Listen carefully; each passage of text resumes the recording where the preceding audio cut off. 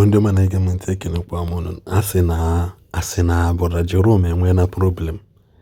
Asị na anya na ndị Enugu no need ịbịa mee apology to ndị Enugu Ezike. Amarọ m ihe ha si emele eme. Asị na o je ebe ọgwụ, asị na abọrọ ọgwụ, asị na ebolu mmadụ ihe. Unu mana ụmụ asịrị anaghị adị m mma n'ọnụ, mana ịmụgo onwe news ọ ya bụ mfụ like this nsị ka m weta ya ka onye ọbụla tigi ya ọnụ. So biko gee na ntị. Inwe na ma brother Jerome anyị gwakwala ya gwa mgbasị ya wepụ n'ọnụ n'ihe gbasara Ebuka Obi. Onye ọbụla gidi na n'ezi ya kịta esi ịbịa akọwa ndị pastọ nọkọgide sị na onye na-ejeze ma ntị na obulu kamera mana ọgụ aja ịpụta ije bulu ọgwụ tu amarọ nọ nke o jele eje bụ ihe na-eso okwu. So this guy pụta na bịa na onye mbụla mmadụ this guy ya mana onye ada sọpọtụ ndị Zion na ọjọọ so na-ekwulu onwe. Ọ sị na brother Jerome n'idi ka ọ bịa mee apology. So ndị ba gee na ntị kwunu na vidiyo na n'elu ya n'isi because na ụmụ akwụkwọ amarọ m ka esi bido ibe nya bụ okwu ihe from ya under emergency under emergency wee sị ka m weta ya ebe a kịta ọka dị ọkụ ka unu soro m nene maka a sị na agwa ofu onye fọ aghara iwe eke. So amarọ m ihe brother Jerome na ndị Enugu steeti ji. So gee ntị ihe ọ bụla ịghọtara na ndị vidiyo itiri ime na comment section ka m gbapụ ya ọsọ. Ọ dị m ọsịsọ nwere ihe nshi n'ọkụ chọọ m ka ọ lụọ ọkụ maka asịrị nke a nwere dị asịrị nwe ka o si daa m na ntị gbam.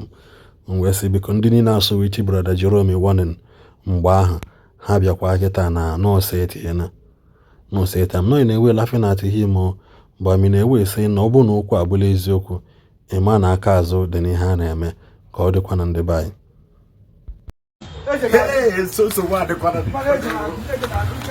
Onye amị n'oge gbakwe ka Igbo eje papa.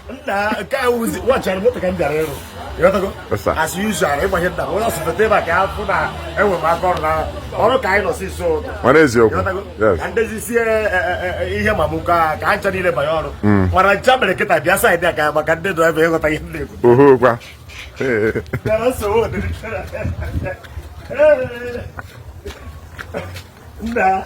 Nna ọkata akara kịta agwa brother Jerome ya lakpuo ọjụ na ọgba lakpu.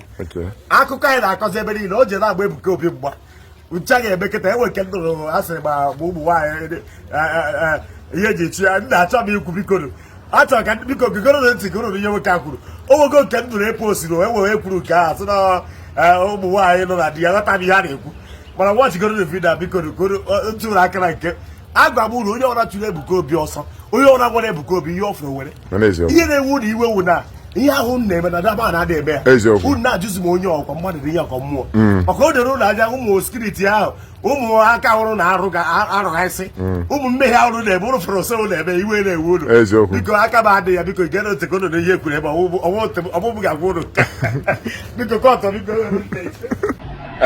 Igbo bụ Igbo ekenekwe m nwe otu nsi kenekwe before anyị nwetago m full information and full detail pastor onye amụmụ ya ndị a na-ebutere family problem ndị a na-atinye obodo n'ọgbaghara ndị a na-ebutere the same father and mother problem ndị a na-ebutere mother and father problem ndị a na-ebutere different churches and everybody problem.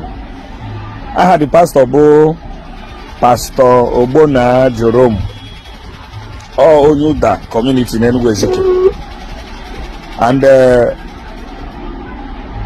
this particular pastor in Afubi, somebody, I have been buying a family with a very serious issue on a family currently, which he can't focus on. When he gets power, settle all the problem on his own family. It is alleged that two of his brothers,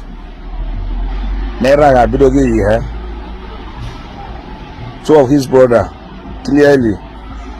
To allege clearly that the two of his brothers now na yera onwe kana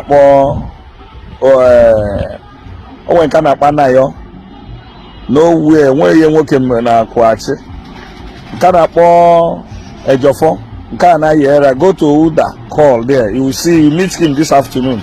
If you want to see a picture or video we'll still get it before nightfall. This pastor, this village Uda, but the home of the eldest man na Enugu Ezike. Poputo Mepon was say, or generalize that all the women in this can aradi. Hana Banizu. Hana Gana Kedi Biamenka. We demand that you bring your evidence or you have to attend apology before tomorrow morning. Yes, I said it. I, Anyika Izuchuku, Anyika TV, I said it. Before tomorrow morning, that your page, about 40,000 followers, you must attend apology to Umad Enugu, sons and daughters of Enugu, elders, and the land of Enugu in total. But if you fail to attend this apology properly, you will no Enugu Kishibata. Try and be specific. Don't generalize it. Anywhere there is 12, there must be a Judah. I did not say all Enugu women are saints, but don't generalize it. Even your own wife, Nemia, but this thing shows that your own wife, Nemia, my Eboshi, Obodeni Obodoshi, even on Nemia, another women are not doing it.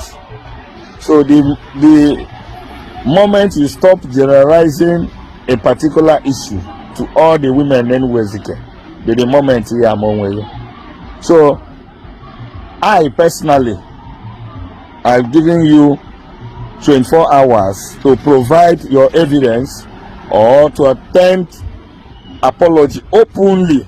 Nothing like mago or equal left land or left right. Actually, you have to be specific in your apology if you want to, but if you don't want, let's watch. Before 4 market days, and remember this apology, then we check the land of Enugu and the land of Newi ever in your business, your church business.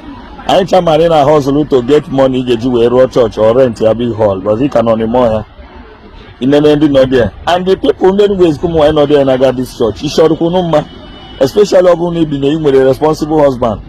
Take your wife out of that church. Only I want a plan. This man want a plan.